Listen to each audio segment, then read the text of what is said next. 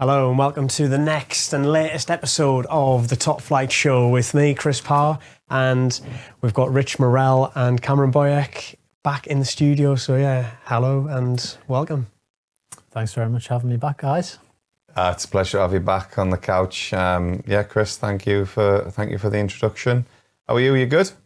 Yeah, good. And usually we do a little intro about like, oh, what have you done training-wise or something this week? But we've been doing quite a few things that are connected to the events, but not like directly involved. So I thought that was probably a better one. So what have you done this week that's like sort of helping towards the Top Flight project or run through, but not directly?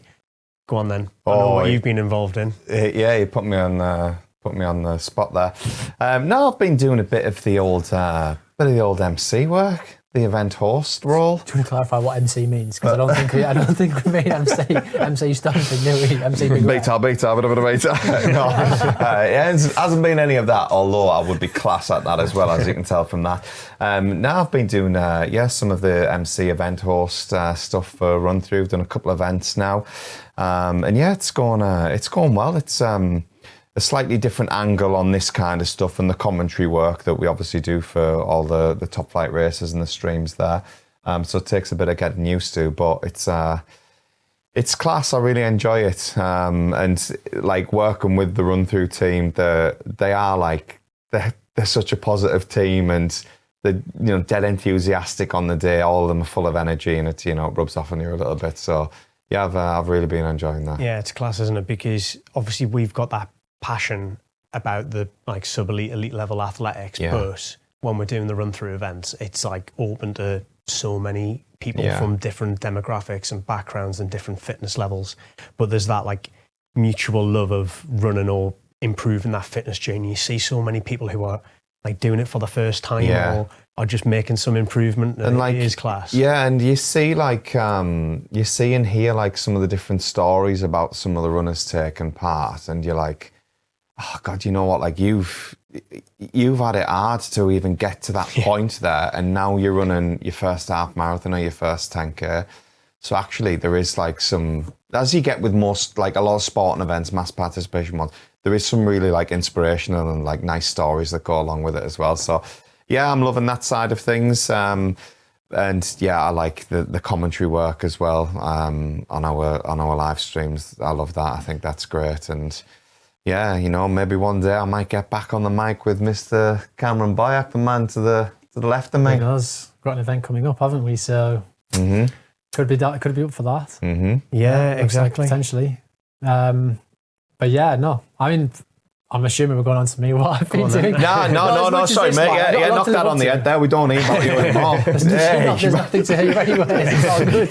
Yeah. So anyway, Pazzi, next point. I've enjoyed watching it. So I've been a spectator. I've been on the other side of things for a change, haven't I? And been able to watch every podcast, watch every run through. Obviously, the time difference was a little bit problematic for the live events because I was 7 hours behind. But when I watched it back, it was great. I watched the last one in Battersea. Obviously, a few technical difficulties, which happens.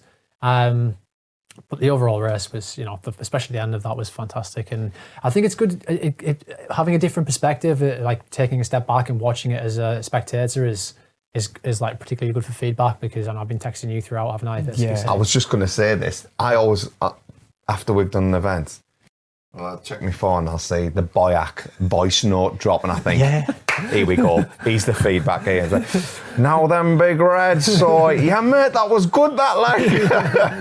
That is it, yeah. It's class though, because when we're in the thick of it, and it's all happening, it's all really like fast paced, and you can be really like self-critical when you're doing things, even if things have gone great. You're like, oh, I should have done that better.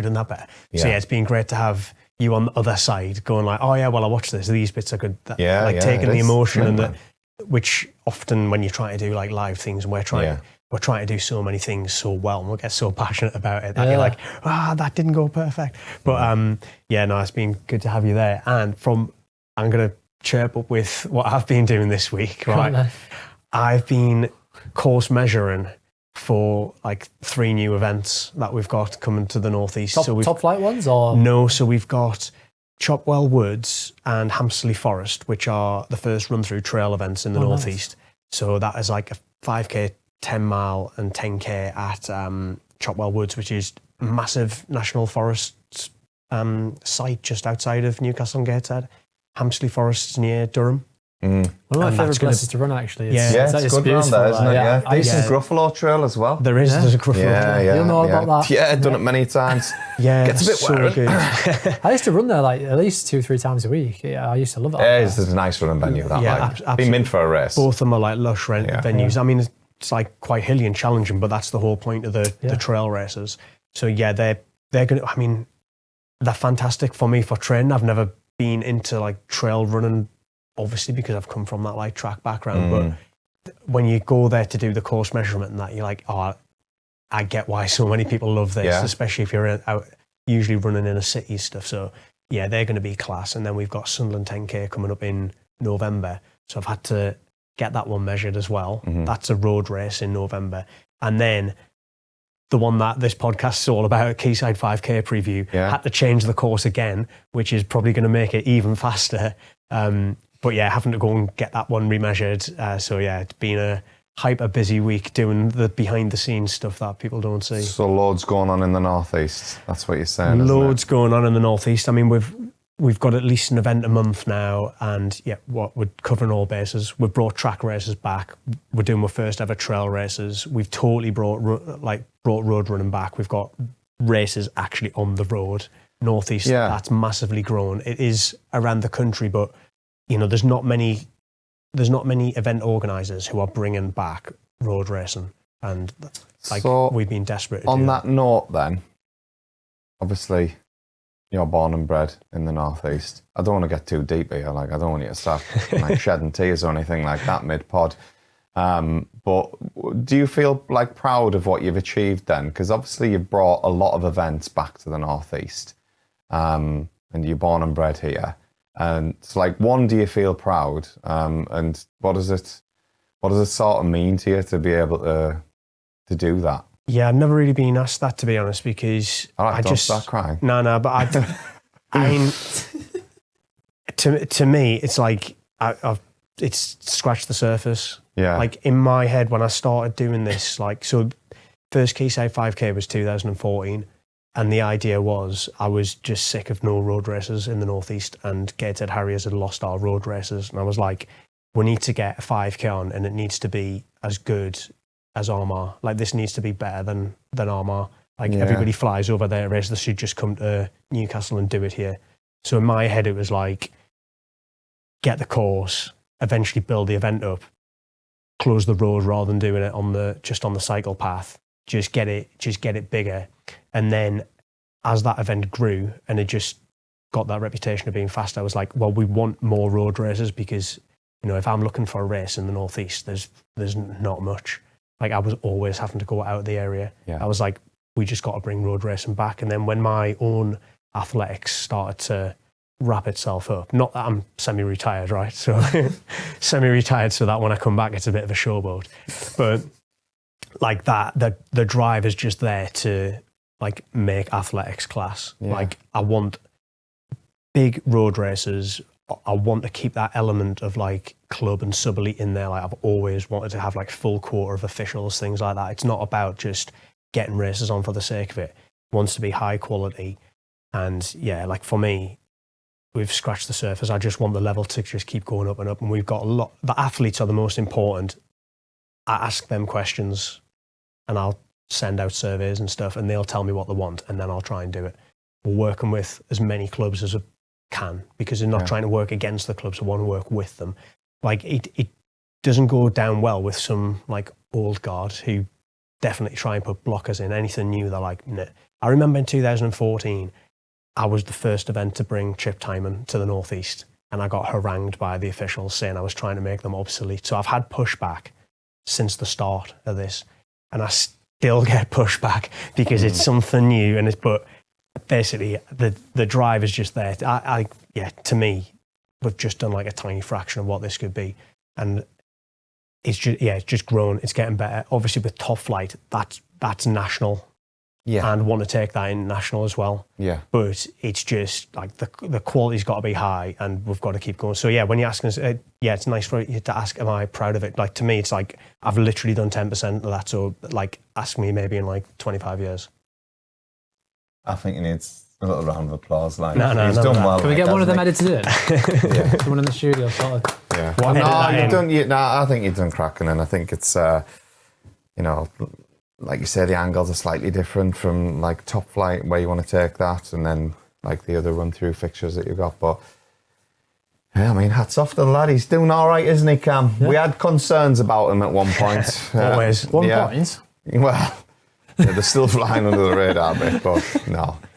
Yeah, I think the other thing that I did touch on there, that I've had to remeasure the course, but I mean, yeah, people don't realise what goes on behind these events. Nah. And with this course in particular, anybody who has done it, it's pancake flat. The last 2 years, Scott Beattie's won it in the second and third fastest UK based time of the year. Is that when he ran 30? Did he run 13:46 last year? 13:45 one year and then 13:48 last year in horrendous wind. Yeah, it was bad as well. That 13:48 in that wind, if that wind wasn't there, he would have gone under the course record. Yeah, and we brought an April event in this year and last year as well. Callum won 14:0 something. Yeah, so Callum every time Johnson. this race is on, it's fast. The female side is good as well. We had like Lily Partridge won last time. Yeah. So it's got loaded, but it's an out and back course, and there's an issue with the path. There's a bit of subsidence, so it's down to 2.1 metres. So you can't go out and back. So for Newcastle 10K, we got the road closed to do that, and went out and back on the road instead. But there's gas works that's going to be going on for months, so we can't go out and back there. So how's the cost changed? Well, we're now going out like we do on Newcastle 10K on the road, coming back on the Quayside path, and then cutting back onto the road under the Tyne Bridge, because there's also 4 years worth of work on the Tyne Bridge, like producing there's capacity. a lot going on down so there's some, but Newcastle Council are class, like they want us to do the event. Nice. You've obviously then got to speak to all the hotels and businesses who you're potentially disrupting again. But yeah, like there's so much buy-in for this event. And I guess, like I said, the ambition when I started in 2014, it was like this event, if it got big enough, we could close the road. You've got to be able to afford that by getting enough like entries. Yeah. So like we've eventually got that. We wouldn't have necessarily planned to do that now. It was just the option was there. So let's go for it. And then we've added a 10K on as well to make sure that we've got like a bigger turnout. But the top flight and the elite focus is still going to be on the 5K for that. So the 5K is the top flight, which is still it's a mass race this time. So the top flight's at the front of the mass race. That happens, and then the 10K A race starts, and then 10K B race in the same way as Newcastle 10K does in January. So yeah, I'm really excited about it. Because actually, I went for a run down there just to do a bit of a course recce yesterday, and it was one of them days where it was really windy downstream. So I ran on the Quayside path, and it was a bit of a headwind on the way up. But if you're on the road, you wouldn't feel that because it's the tree line and a massive wall the whole way along. So you would have basically not had much wind all the way out, turned around and had this like raging tailwind. So yeah, it could be absolutely rapid. So how's the turnaround then? So you go out along the road, we replicate the Newcastle 10K. Yeah. Where do we go from there? You pretty much got the same turn. Is it like around a roundabout? No, it's so we'll make it into a teardrop so that it's not like a hard. Yeah, I was going to say, because that would be good, because then you're not stopping and stuttering at stride. Teardrop, and then you cut back onto the cycle path, which is just totally flat. So the way back, there's like an inch of elevation, and because we're town centre, if you're not on the road, you've got like street. If anybody watches the Tour de France, they'll say street furniture all the time. So you've got like mooring points, this, that, and the other. So going onto the road loses that element. So there's less things to be aware of. So you can have bigger groups, and this, in theory, is even faster now. So yeah, if we can get the field and the big numbers drawn in, this could be. It could end up being the fastest course in the UK. There's no reason for it not to be. I mean, that having the quickest 5K course back in the northeast, obviously, a region it's going to be quicker. Yeah, well, having the two different roads is a game changer, because I think going out along the quayside and back, obviously it's fast naturally because it's so flat, and it is sheltered to a degree depending on which way the wind's blowing. If it's blowing from the right, you're okay. If not, then it is a bit annoying. But on the way out, if we're going to go along the road, it is pretty sheltered along there. But I think it feels like if you're coming around as a teardrop and then going straight back down the quayside, that's super quick. Yeah, that's really, really quick. So I'm didn't know about the course change, so I'm looking forward to watching that one, or maybe competing. I haven't got any grey hairs on. I haven't got many grey hairs yet, but I must have remeasured this course. Like I must have 10 different versions of this course. Yeah. And the amount of times that there's Finish been a line? little tweak and you have to change it.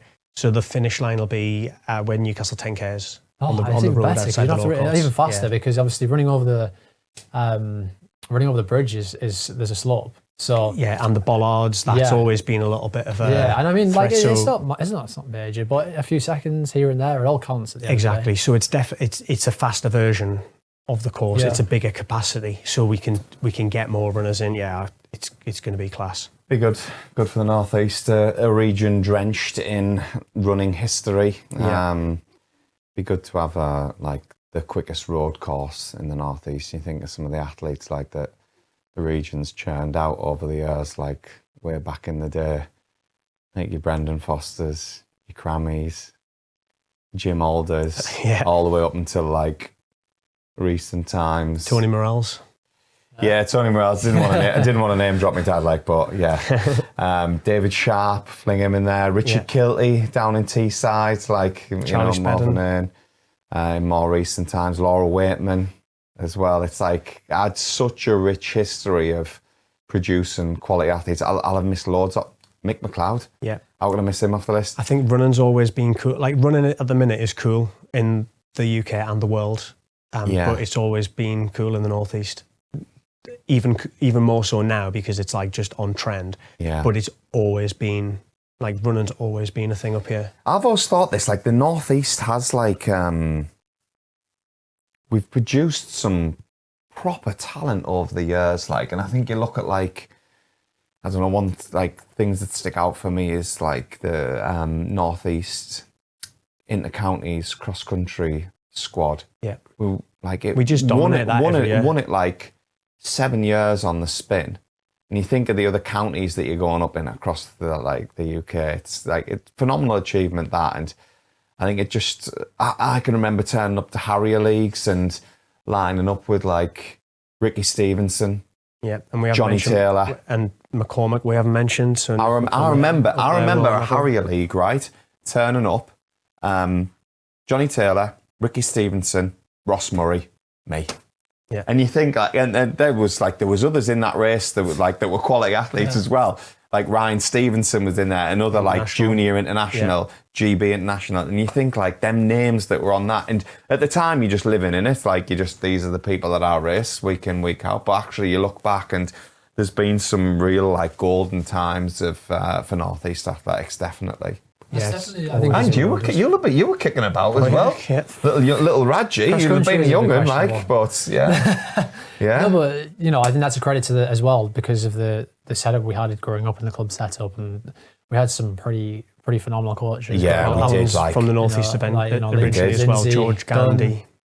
George Gandhi. You had Gordon Surtees. Man, what a Stevenson, guy. What a guy. Stan Long. Yeah. It's always. Alan Story.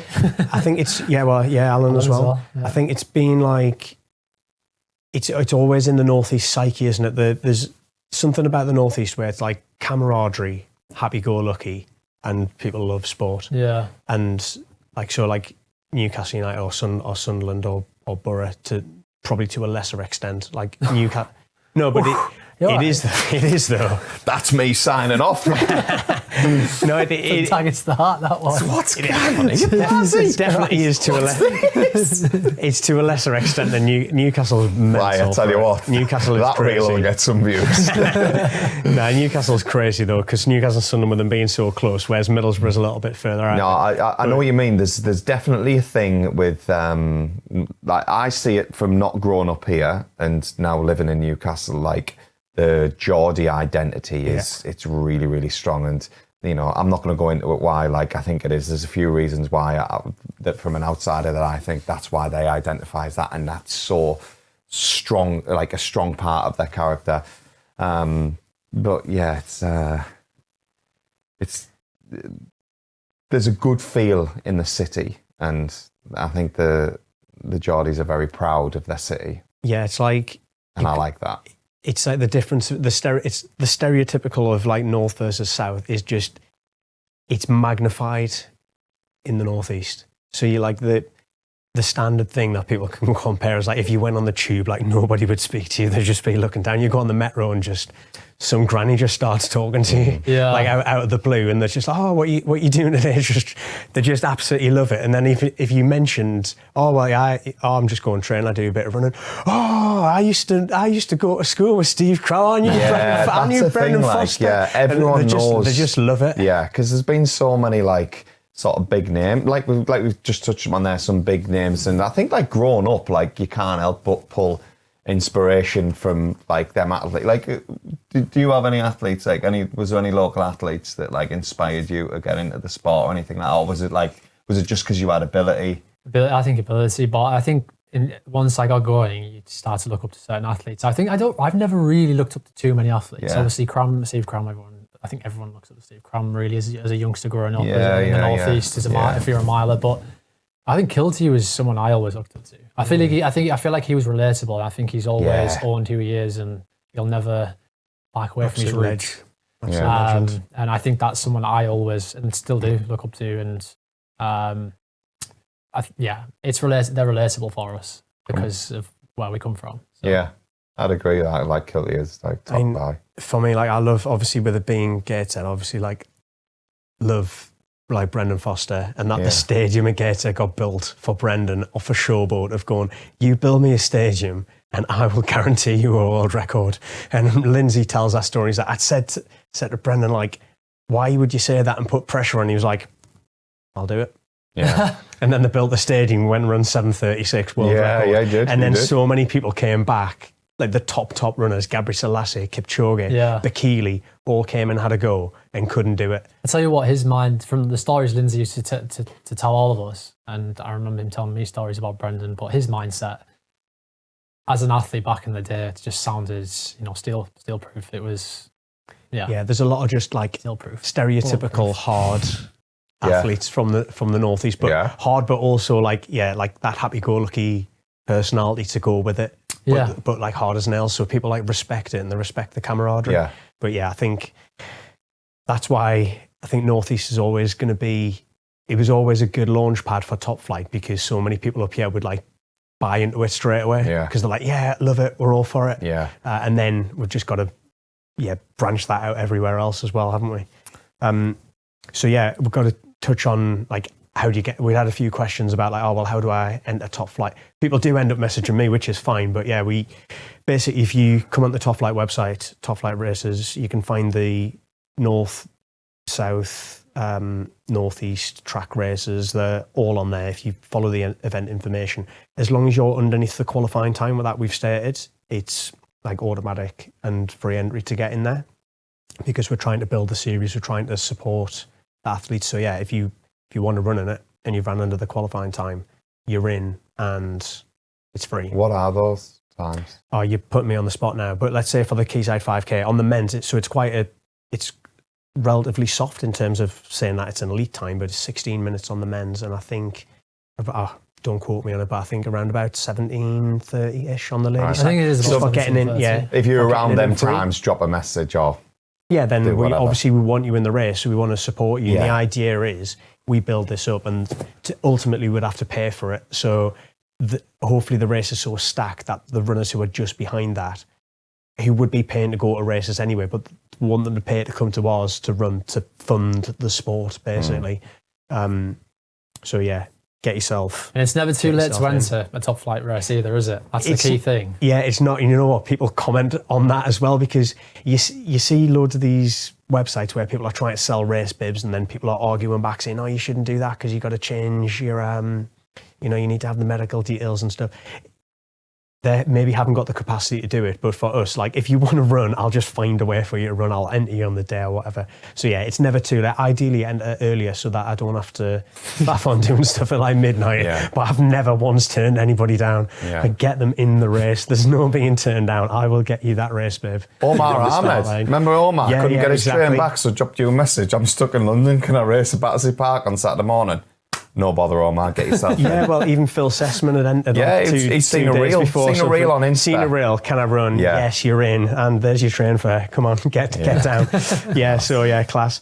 So yeah, we're really looking forward to that one. And yeah, we'll wrap that one up for this week. So thank you again for joining us. And Cheers, thanks Chris. everybody for watching. So we really appreciate you supporting the Top Flight Show. It would be great if you could like, comment, share, subscribe, all of those things. The more people who follow the show, the more we can do to give back to athletics and just keep pushing forward. So yeah, till next time.